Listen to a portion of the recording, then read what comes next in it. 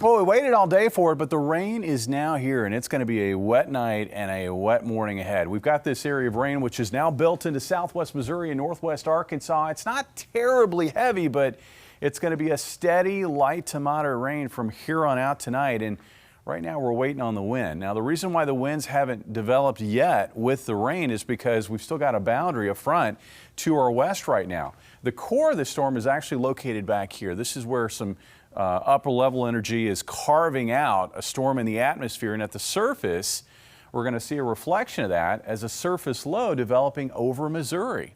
And then south from that low will be a cold front, and the wind will come once the low starts to crank up and move east through our area, and that should be by mid-evening.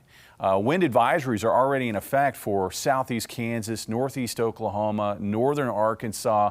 In fact, our western row of counties here along I-49 here in Missouri under a wind advisory. It looks like gusts between 40 and 50 miles per hour will be common where we have the wind advisory.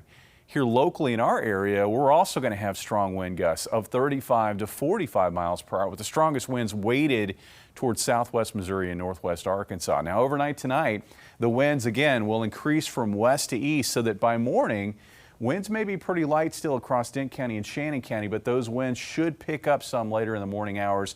I think the strongest winds that we find on Wednesday will be during the morning, with the winds easing as we work through the afternoon. So what about the rain? Well, the rain is here, and it will continue overnight tonight, and it will get into our eastern counties.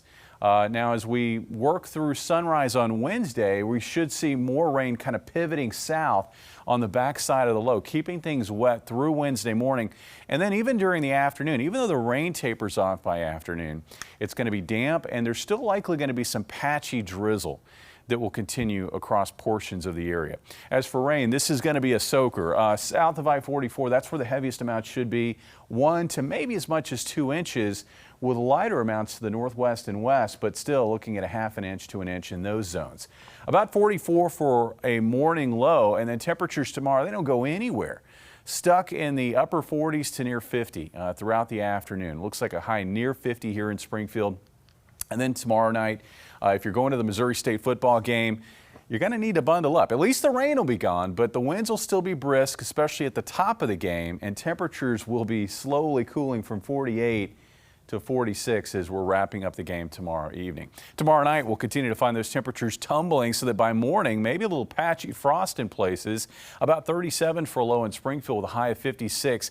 Thursday's kind of tricky. It looks like we could see some lingering clouds or a mostly sunny to partly cloudy day. For trick-or-treaters, Friday evening, not bad. Suffering sunshine giving way to creepily quiet, and then a chilling chill as temperatures fall out of the 50s and into the 40s during the evening hours. Your weekend forecast, partly sunny on Saturday as another system moves through the region, about 55 for a high. And I think we may have our coldest morning yet Sunday morning, as we have a combination of clear skies and light winds and dry air. And I think that's going to get us down to at least 35 for a morning low. Cold enough for the frost to become more widespread. But after that, a little bit of a warming trend. 60s on Sunday, and then mid to upper 60s for highs Monday and Tuesday. Jesse?